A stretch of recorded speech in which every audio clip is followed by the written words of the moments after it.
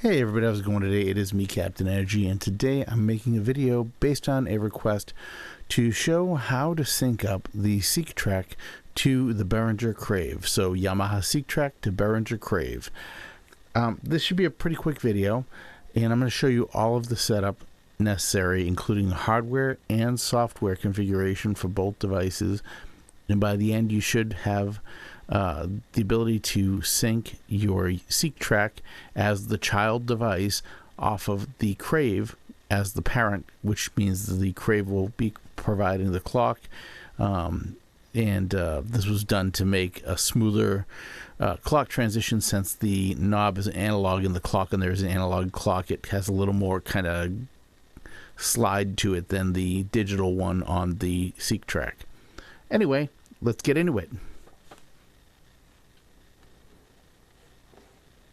Okay, so before we can make the software modifications to make these sync to each other, we have to hook them up hardware-wise. To do that, what we want to do is we have the audio outs right here and here, run to a mixer or one into the other. You could run the Crave into the audio in on the SEQTrak and use a little speaker here if you want to do, or headphones, or you could do what I'm doing, which is right to a mixer like that. And then what we want to do is we want to have the MIDI hooked up. Right here, you can see right here that I have my MIDI coming out of the Crave into the in on the SEQTrak. And the reason I have that happening that way is because I figured I could use the tempo knob here and get a really nice smooth tempo change, as opposed to stepping up tempo or changing to one number and jumping to it on the SEQTrak. One other thing you want to do is be sure that the SEQTrak, or that the Crave, is set to channel 16. That means all four of these little knobs are up. The reason we're doing that is because if we have it set on channel 1, which is its default, every time a note triggers off of this, it's going to trigger channel 1 on the SEQTrak, which channel 1 of the SEQTrak is a drum. So we don't want that to happen, because that will be confusing and mess up your whole track. So just be sure that that's on 16. Channel 16 isn't used by the SEQTrak, so it will just ignore that data. It'll get it, but it will ignore it. And that's it. So now let's get into changing the software so this works, and then we'll be good to go.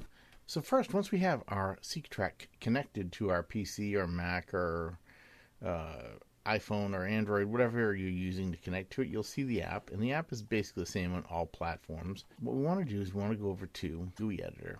So we'll click the GUI Editor, and here we are.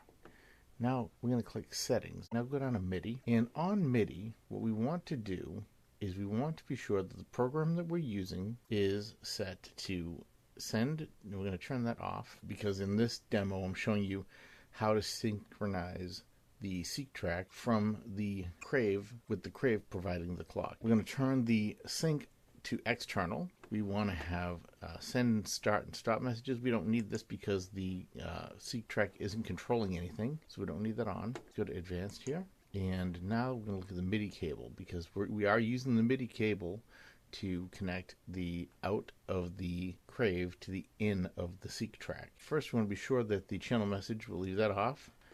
SysX, leave that off. And the through, this is up to you. If you're passing the MIDI to another device after that, if there's another device you want to send MIDI to beyond the SEQTrak, you can leave this on. And when I say beyond the SEQTrak, I mean like in line, coming out of the SEQTrak. Or you can just turn this off, whichever suits you better at that point, or with that as the situation. All right, so now that is what you need to do to get the SEQTrak set up. Let's set up the Crave.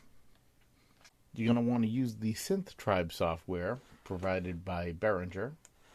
When you start it up, it should look like this. If you have other Crave or other synthesizers hooked up, they'll be displayed here too, but since we're just going with the Crave, I'm just going to hit Get Started. That's what's connected on mine right now.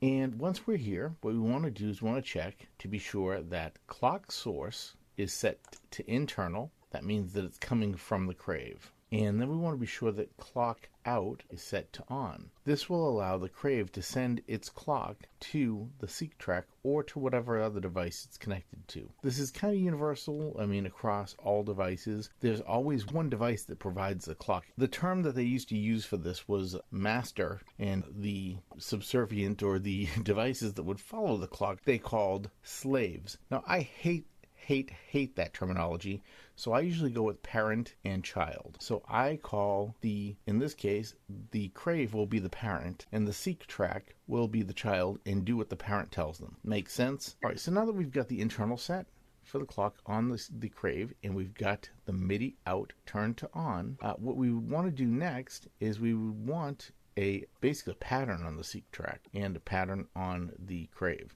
Since we're here on the Crave now, I'm just going to go over to Sequencer, and we're just going to make something quick. It's not going to be anything great. So now that we've put a quick little pattern in here, let's give this a play, and we're going to see what's happening here. And by the way, I've got the SEQTrak already with a basic kick drum pattern here. So.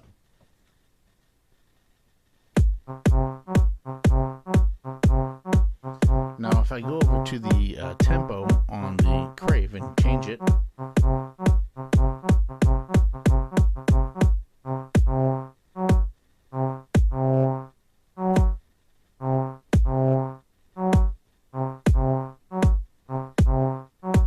you can see it follows along.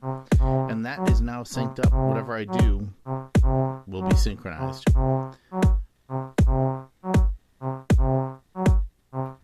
And that is pretty much it. I hope that was helpful. Let me know what you thought of it in the comments if this is something that was helpful to you.